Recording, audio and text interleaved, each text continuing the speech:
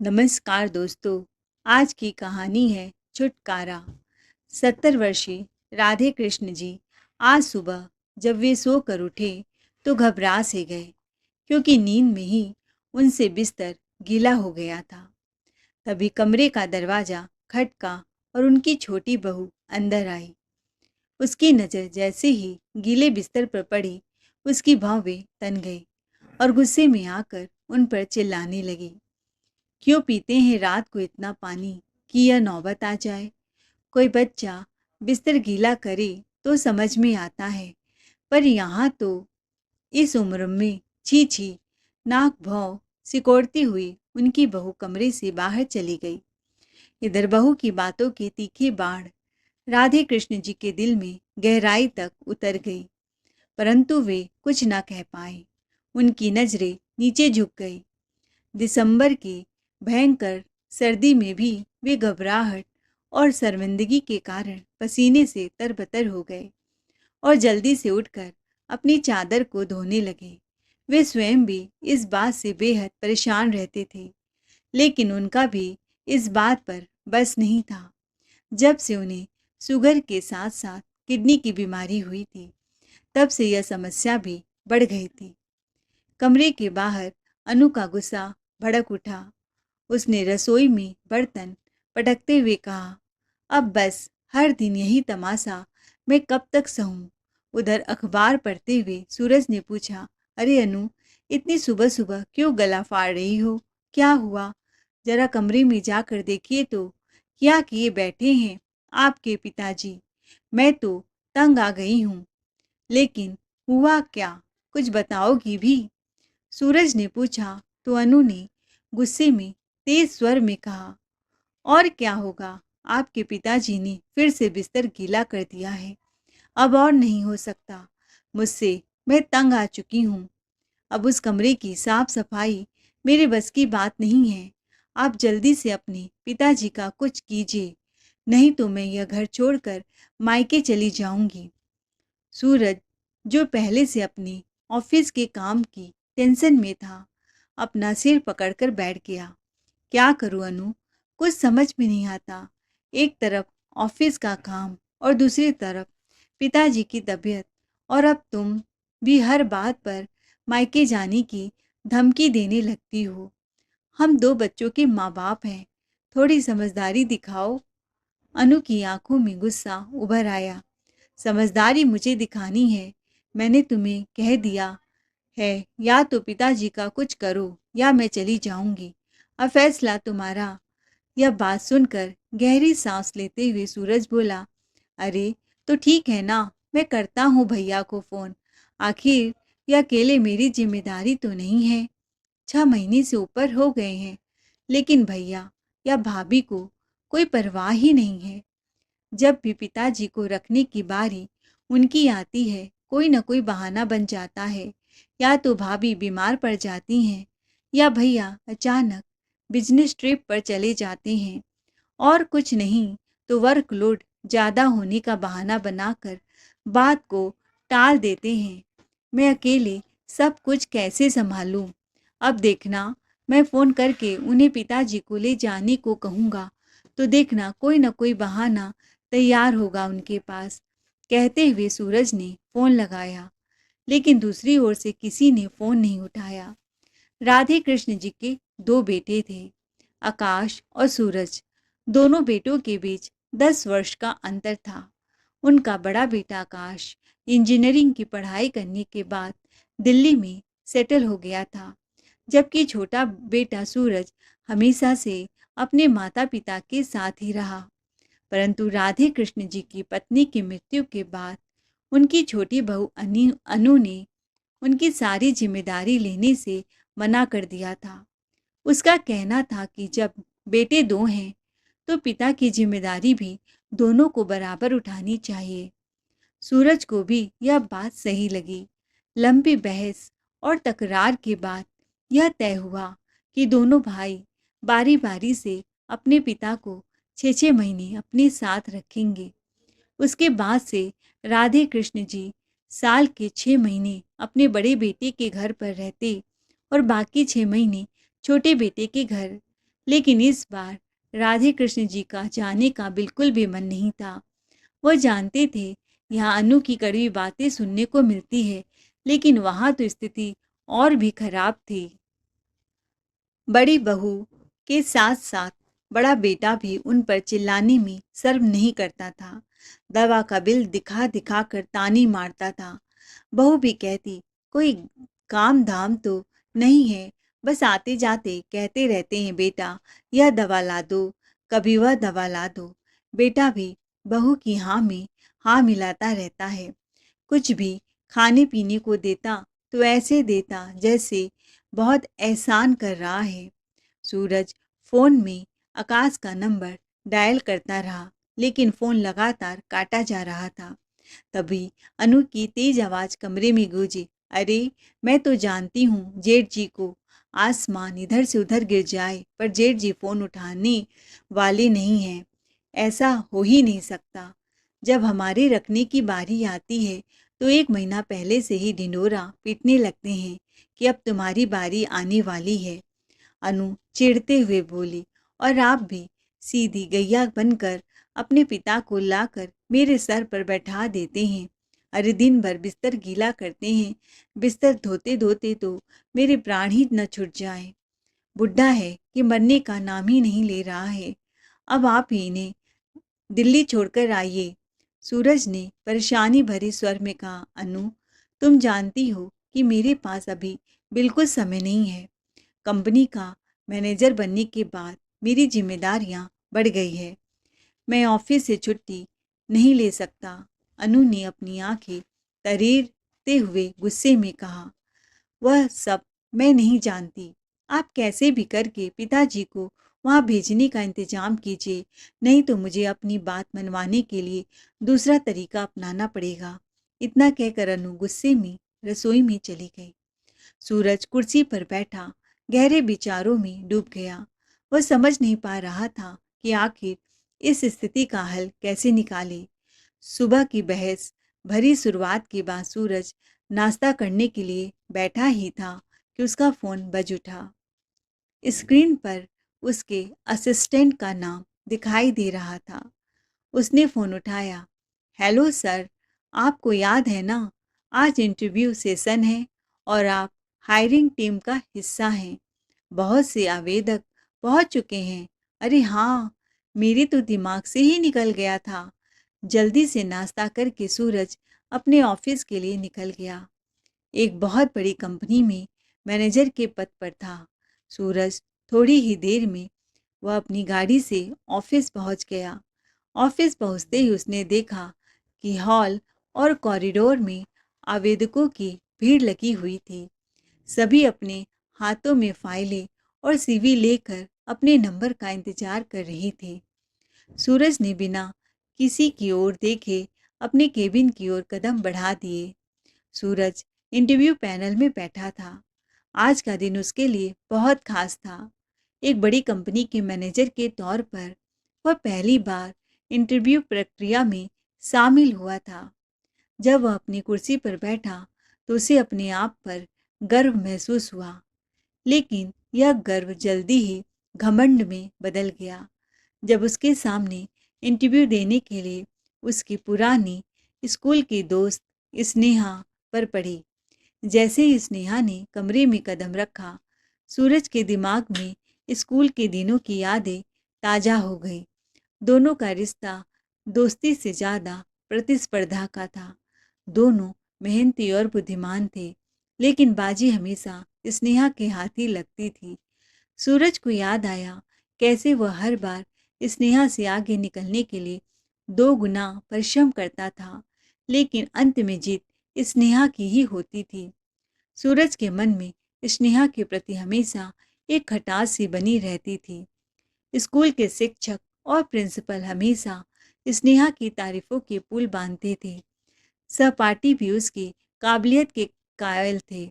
एक दिन स्नेहा अपनी काबिलियत के बल पर ऊंचा मुकाम हासिल करेगी, यह शब्द अक्सर उसके कानों में गुजा करते थे। लेकिन आज वही स्नेहा जो कभी सबसे आगे थी, सूरज के सामने नौकरी के लिए खड़ी थी। आज मैं कहाँ से कहाँ पहुँच गया और स्नेहा अभी तक ढंग की नौकरी भी तलाश नहीं कर पाई। बहुत उड़ती थी कि कुछ कर दिखाएगी। अपने लिए सोचते हुए सूरज की छाती गर्व से चौड़ी हो गई। अतीत की यादों को पीछे ढकेल सूरज वर्तमान में आया। स्नेहा की ओर देखकर सूरज के चेहरे पर एक व्यंग्यपूर्ण मुस्कान आ गई, लेकिन स्नेहा के चेहरे पर कोई शिकन नहीं थी। वह आत्मविश्वास से भरी हुई थी। इंटरव्यू प्रक्रिया शुरू हुई। पैनल के सदस्यों ने एक एक करके सवाल पूछने शुरू किए। स्नेहा ने हर सवाल का जवाब बेहतरीन तरीके से दिया। पैनल के सभी सदस्य उसकी प्रतिभा से प्रभावित हुए। पैनल ने सर्वसम्मति से स्नेहा को इस पद के लिए योग्य समझा। लेकिन जब सूरज से उसका निर्णय पूछा गया तो उसने बस औपचारिकतावश हाँ में सिर हिला दिया। 2 दिन बाद ही स्नेहा ने ज्वाइन कर लिया और पूरे जी जान से काम करने लगी। एक दिन स्नेहा फाइल लेकर सूरज के केबिन में कुछ डिस्कस करने गई तो सूरज सक पका गया। सूरज ने कहा, स्नेहा मुझे तुमसे कुछ बात करनी है, अगर तुम्हारे पास 2 मिनट हो। जी बोलिए सर, स्नेहा ने कहा तो सूरज बोला, मैं तुमसे अपने किए की माफ़ी मांगना चाहता हूँ। देखो, जो कुछ भी हमारे बीच हुआ था उस समय, वह सब एक नादानी थी। हमने स्कूल साथ साथ किए, फिर कॉलेज किया और कॉलेज के अंतिम साल में मुझे तुमसे प्यार हो गया था। मैंने तो तुमसे शादी के वादे किए पर निभा नहीं पाया। दरअसल कॉलेज के समय में जब दोनों एक दूसरे के प्यार में पड़े, लेकिन सूरज शुरू से महत्वाकांक्षी था। वह कुछ हासिल करना चाहता था। जब उसके माता पिता ने उसे एक लड़की दिखाया और अनु अमीर घराने की लड़की थी, तो पैसे की लोभ में आकर सूरज ने अनु से शादी कर ली और स्नेहा से किए गए अपने कस्मे वादों को तोड़ दिया। बड़ी मुश्किल से स्नेहा ने अपने आप को संभाला। पढ़ाई पूरी करने के बाद उसने भी शादी कर ली। सूरज बोला, मैं तुमसे पिछली सब बातों के लिए माफ़ी मांगना चाहता हूँ। स्नेहा ने कहा, अब से हमारे बीच प्रोफेशनल रिश्ता है। वो सब बातें मैं कब की भूल चुकी हूँ सर, इसलिए मैं यहाँ नौकरी कर रही हूँ, कहकर सूरज के केबिन से बाहर चली गई। इस बात को हफ्ते बीत गए। आज सूरज जब ऑफिस पहुंचा तो उसके माथे पर चिंता की लकीरें साफ दिखाई दे रही थी। वह बड़ी परेशानी में था। उसकी पत्नी अनु ने आज फिर सुबह सुबह घर सर पर जो उठाया हुआ था, फिर से घर पर बेलन झाड़ू फेंक कर हंगामा मचाया था, जिसकी आवाज़ अब भी उसके कानों में गूंज रही थी। बार बार सूरज अपने भाई को फ़ोन करता, लेकिन भाई तो कुछ न बोलता। लेकिन भाभी ही फ़ोन पटक देती, यह कहते हुए कि जैसे ही समय मिलेगा पिताजी को लेने आ जाएंगे। कुछ दिन और उन्हें अपने पास रखो। उसके दिमाग में यह सारी बातें घूम रही थी कि तभी दरवाजे पर दस्तक हुई। मे आई कम इन सर? सूरज ने सिर उठाकर देखा। आओ स्नेहा, उसने कहा, पर वह स्नेहा से आंख नहीं मिला पा रहा था। स्नेहा ने अंदर आते ही कहा, सर मुझे 3 दिन की छुट्टी चाहिए। सूरज ने फाइलों की ओर देखते हुए कहा, अरे अभी तो तुमने ज्वाइन किया है और अभी से तुम छुट्टी चाहती हो? तुम जानती हो ना, हम एक बहुत इम्पोर्टेंट प्रोजेक्ट पर काम कर रहे हैं। छुट्टी के बारे में सोच भी कैसे सकती हो? तो स्नेहा ने झुकते हुए जवाब दिया, सर दरअसल कल मुझे अपनी सास को लेकर दिल्ली जाना है। उनकी बहन के बेटे की शादी है। जाना जरूरी है। हमें सुबह की ट्रेन से निकलना है। दिल्ली, यह सुनकर सूरज के दिमाग में अचानक एक विचार कौंधा। भैया का घर भी तो दिल्ली में ही है। स्नेहा को जाना है तो क्यों ना लगे हाथ अपनी परेशानी भी हल कर ली जाए। सोचते हुए उसके चेहरे पर एक कुटिल मुस्कान फैल गई।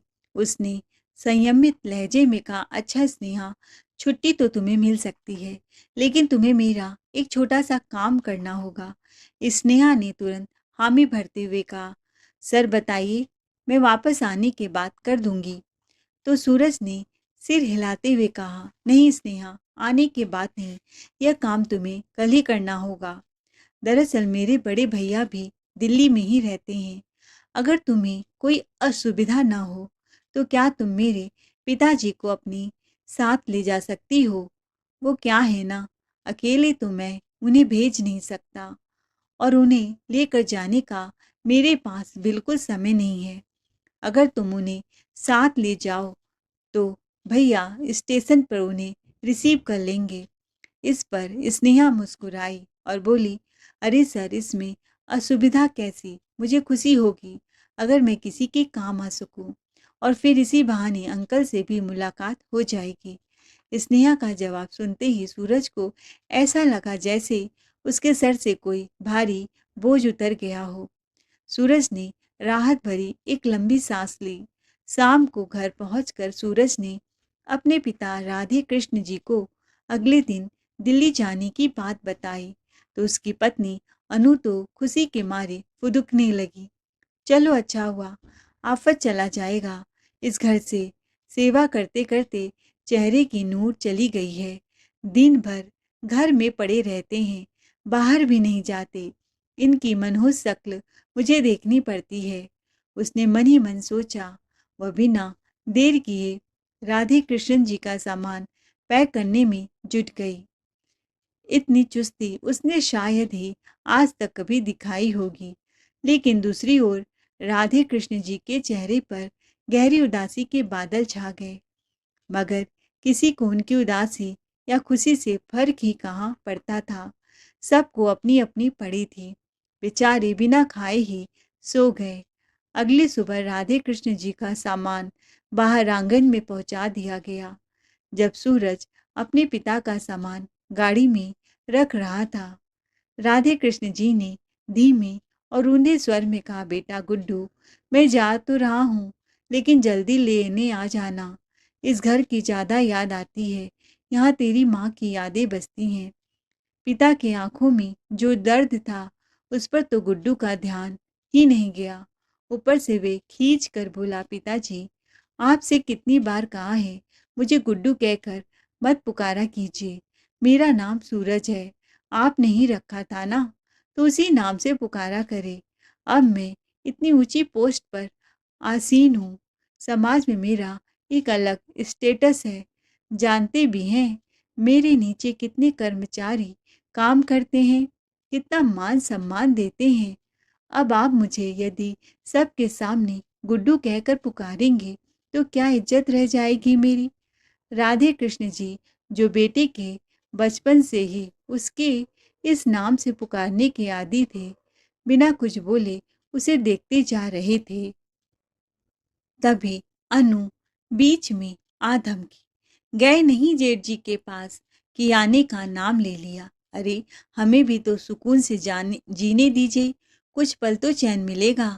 बेटे बहू की बात सुनते ही राधे कृष्ण जी के चेहरे पर निराशा की काली बदलियां छा गई। तभी उनके कानों से एक आवाज टकराई, दादू, जल्दी आना, हमारा आपके बिना दिल नहीं लगता। राधे कृष्ण जी ने मुड़कर देखा।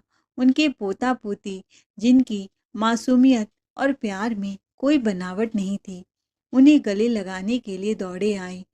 लेकिन अनु ने बच्चों को हाथ पकड़ लिए, कहीं पोते के प्यार के मोह में पड़कर राधे श्याम जी जाने से मना न करते। पोता पोती को देखते ही राधे कृष्ण जी के आंखों से आंसू छलक पड़े। हाँ बेटा, जल्दी आऊँगा। दूर से ही बच्चों को ढेरों आशीर्वाद दिए। सूरज ने यह दृश्य देखा, लेकिन उसके भीतर की संवेदनशीलता शायद पत्नी की मोह में पड़कर मर चुकी थी। पिताजी, देर हो रही है, कहीं ट्रेन न छूट जाए, उसने कहा। तो राधे कृष्ण जी बच्चों के गालों पर किस करना चाहते थे, पर अनु ने उन्हें कसकर पकड़ रखा था। वह कुछ न बोले, गाड़ी में जाकर बैठ गए। उनके दिल के भीतर का दर्द चेहरे से साफ झलक रहा था। गाड़ी चल पड़ी और साथ ही उनकी आंखों के कोनों से आंसुओं की बूंदें धीरे धीरे उनके गालों पर लुढ़क गई। सूरज और राधे कृष्ण जी जब स्टेशन पहुंचे तो अनाउंसमेंट सुनाई दी, यात्रीगण कृपया ध्यान दें, ट्रेन भयंकर कोहरे की वजह से अपने निर्धारित समय से 1 घंटे लेट है। सूरज खींचते हुए बोला, यह ट्रेन भी कभी समय पर चलती ही नहीं। सूरज ने देखा कि प्लेटफॉर्म पर स्नेहा पहले से ही मौजूद है। उसने राधे कृष्ण जी को पास रखे बेंच पर बैठने को कहा।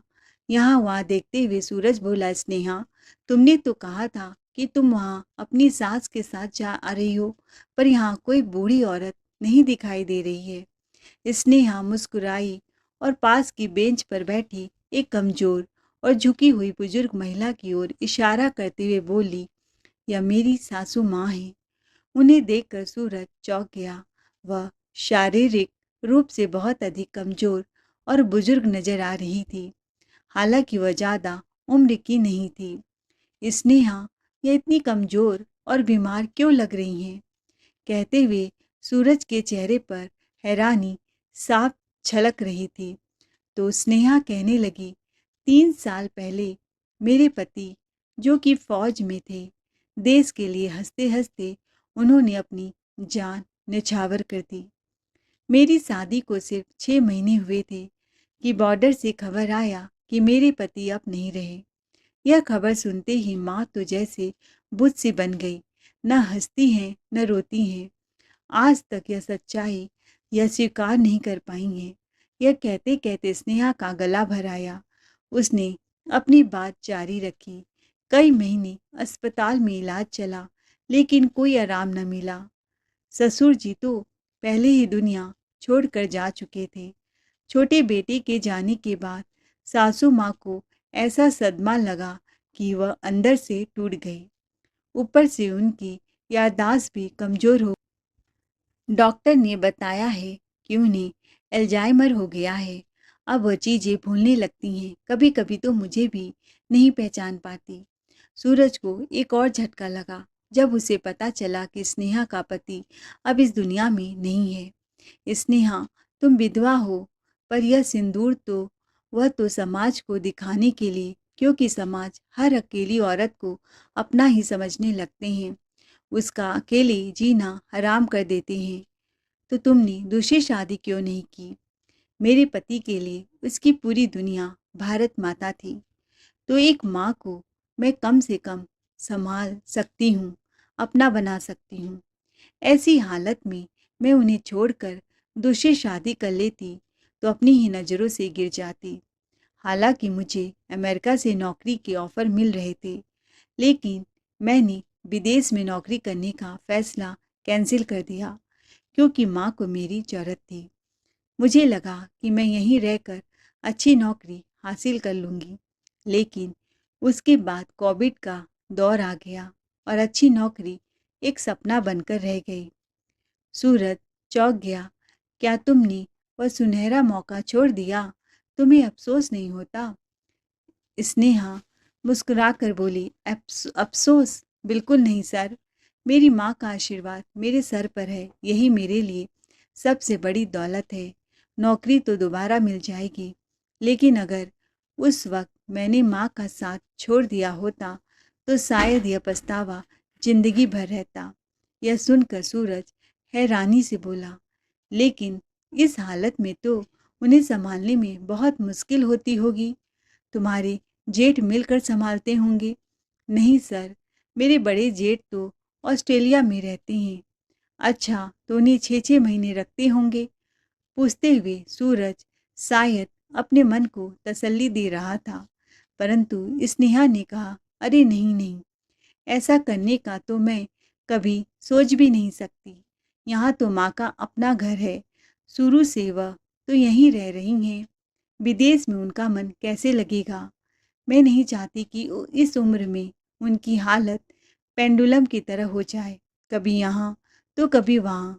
यह ख्याल भी मैं उनके मन में नहीं आने देना चाहती कि पिताजी और बेटे के जाने के बाद उनका कोई घर नहीं रहा, या वह बहू पर बोझ बन गई हैं। और मैं तो इस मामले में बहुत खुशकिस्मत हूँ कि मेरे ऊपर माँ का आशीर्वाद है। स्नेहा की यह बात सुनकर सूरज बोला, अरे स्नेहा, जिंदगी में इंसान को कभी कभी व्यवहारिक फैसले भी लेने चाहिए।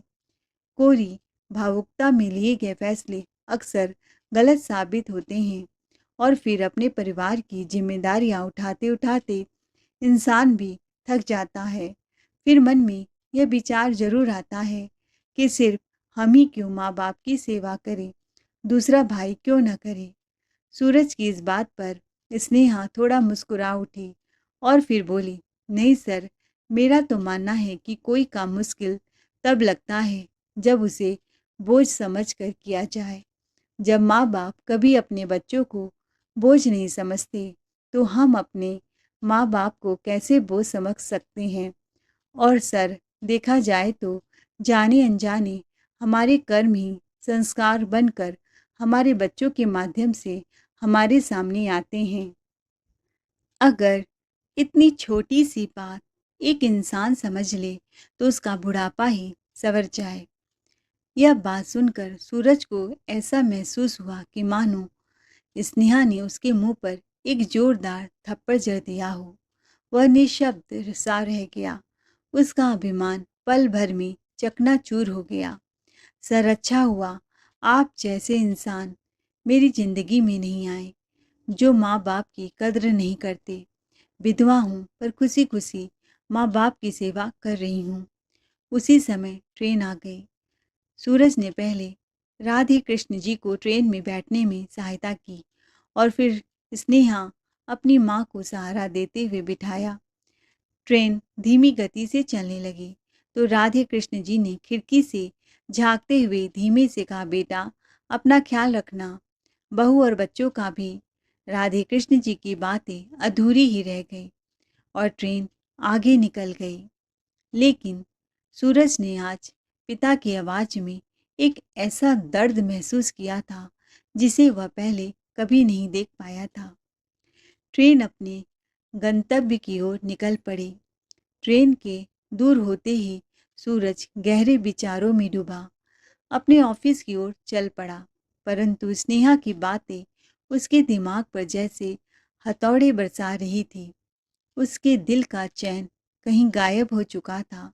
उसे एहसास होने लगा कि उसके और स्नेहा के बीच में आज भी एक प्रतिस्पर्धा जारी है, इंसानियत की प्रतिस्पर्धा, जिसमें स्नेहा विधवा होते हुए भी आज भी उससे बाजी मार ले गई। एक तरफ तो वह अपने मन को समझाने में लगा था कि उसने कुछ गलत नहीं किया, परंतु दूसरी ओर दिमाग में विचारों का तूफान उमड़ने लगा था। आज मैं जो कुछ भी हूँ, क्या इतना बड़ा मुकाम मैंने सिर्फ अपनी मेहनत के बल पर पाया है? क्या उसमें मेरे माँ बाप की बरसों की तपस्या नहीं थी? जीवन के हर कदम पर उन्होंने मुझे कुछ कर दिखाने की प्रेरणा दी। गुड्डू बेटा, बड़े होकर तुझे बहुत बड़ा आदमी बनना है। मेहनत कर ताकि तू अपने सपने पूरे कर सके। पढ़ाई करने का मन नहीं करता था तो पिताजी के यही सब मुझे हौसला देते थे। जब जब मेरी हिम्मत ने मेरा साथ छोड़ दिया तो मेरे पिता के मजबूत हाथ मेरे कंधों पर थे, यह बताने के लिए कि वह मेरे साथ खड़े हैं। और आज जब वही हाथ बूढ़े हो चुके हैं, कमज़ोर पड़ गए हैं, उन्हें सहारा लेने के लिए मेरे कंधे की ज़रूरत है, तो मैंने उनका साथ छोड़ दिया।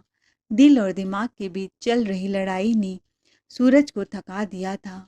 उसने अपनी आंखें बंद की और मन को शांत करने की कोशिश की। तभी उसे वह पल याद आने लगे जब उसकी माँ अस्पताल के बिस्तर पर पड़ी अपनी कैंसर की बीमारी से जूझ रही थी। उस समय उनके लिए खाना लेकर गया था। जैसे ही वो अंदर जाने लगा तभी अंदर से आवाज आई। आवाज से उसके पांव वहीं रुक गए। पिताजी माँ के पास बैठे थे और माँ उन्हें समझा रही थी, आप परेशान मत होइए, जाना तो एक दिन सभी को है, इसमें आंसू बहाने वाली कोई बात नहीं है। तो पिताजी का स्वर गूंजा, क्या करूँ शांता, मैं तुम्हारे बिना जीने की कल्पना भी नहीं कर सकता। कभी सोचा है कि तुम्हारी बात मेरा क्या होगा। कहते कहते उनका स्वर रूंध गया, परंतु माँ शांत स्वर में बोली, उस बात की आप चिंता मत कीजिए। बड़ा बेटा आकाश भले ही स्वभाव से तीखा है, परंतु सूरज पर मुझे पूरा भरोसा है। वह आपका बहुत ख्याल रखेगा। यह एक माँ का विश्वास है जो कभी गलत नहीं हो सकता। उसके ठीक 2 दिन बाद माँ हमें छोड़कर चली गई थी। पिताजी अंदर तक टूट चुके थे, बहुत अकेले पड़ गए थे, लेकिन हम लोग उनके अकेलेपन की पीड़ा को भी नहीं समझ सके। माँ की 13वीं पर ही अनु ने कह दिया था कि पिताजी का बोझ अकेले हम ही क्यों उठाएं। यह दोनों बेटों का फर्ज है, और मुझे भी उसकी बात सही लगी थी, यह जानते हुए कि बड़े भैया पिताजी को अपने साथ रखना नहीं चाहते। मैंने यह फैसला कर लिया था कि पिताजी की जिम्मेदारी हम बराबर बराबर बांटेंगे, और जब यह बात पिताजी को पता चली थी तो उनके चेहरे पर कितनी बेबसी छलकने लगी थी। उनके चेहरे की लकीरें और ज़्यादा गहरी हो गई थी। लेकिन क्या कर सकता था मैं। उम्र मानो 10 वर्ष आगे सरक गई थी। उनके सभी दोस्त रिश्तेदार यहीं लखनऊ में तो थे, जिनके सहारे वे अपना समय अच्छे से बिता सकते थे। लेकिन मैंने मन ही मन सोचते सोचते सूरज की आंखों से धारा प्रवाह आंसू बहने लगे। माँ, तुमने कहा था कि सूरज पर तुम्हें पूरा विश्वास है, लेकिन आज क्या कर बैठा तुम्हारा सूरज। उसका दिल सिसक रहा था। पिताजी को तो मैंने असहनीय दुख दिए हैं, अपनी माँ के विश्वास को भी तोड़ कर रख दिया। यह सब देखकर माँ की आत्मा कितना कलप रही होगी, यह भी नहीं सोच पाया मैं। वह मुझे कभी माफ़ नहीं करेंगी। फिर कुछ सोचते हुए उसने अपने आंसू साफ किए और मोबाइल उठाकर दिल्ली जाने वाली फ़्लाइट की टिकट बुक कराई, और बिना समय गवाए ऑफिस से बाहर निकल। करीब 5 घंटे के बाद जब ट्रेन दिल्ली रेलवे स्टेशन पर रुकी और स्नेहा अपनी माँ और राधे कृष्ण जी को लेकर नीचे उतरी, तो देखकर हैरान रह गई कि उसके सामने सूरज खड़ा था। राधे कृष्ण जी भी आश्चर्यचकित थे। तभी सूरज ने स्नेहा के आगे सर झुका लिया और रूंधे कंठ से बोला, मुझे मेरा फ़र्ज याद दिलाने के लिए बहुत बहुत धन्यवाद स्नेहा। यह सुनकर स्नेहा उसे आश्चर्य मिश्रित खुशी से देखने लगी। फिर सूरज ने अपने पिता का बैग उठाया, उनका हाथ थामते हुए बोला, चलिए पिताजी, एयरपोर्ट जाना है। लेकिन एयरपोर्ट क्यों? मुझे तो आकाश लेने आने वाला था ना, राधे कृष्ण जी ने पूछा। तो सूरज ने कहा, नहीं पिताजी, हम वापस लखनऊ जा रहे हैं। अब आप हमेशा वहीं अपने घर में रहेंगे। यह बात सुनकर राधे कृष्ण जी अपने बेटे को हैरानी से देखने लगे। करीब 2 घंटे बाद जब सूरज अपने पिता को लेकर घर पहुंचा, तो दरवाज़ा खोलते ही अनु ने उन्हें देखा तो वह बम की तरह फट पड़ी।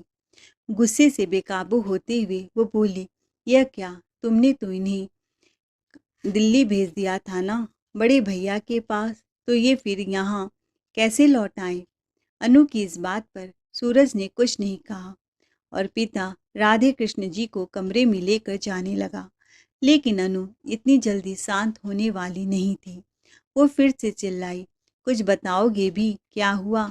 अभी अभी मैंने चादर धुलवाया है, कमरे की साफ सफाई करवाई है, और तुम फिर से इन्हें यहाँ ले आए गंदगी फैलाने के लिए।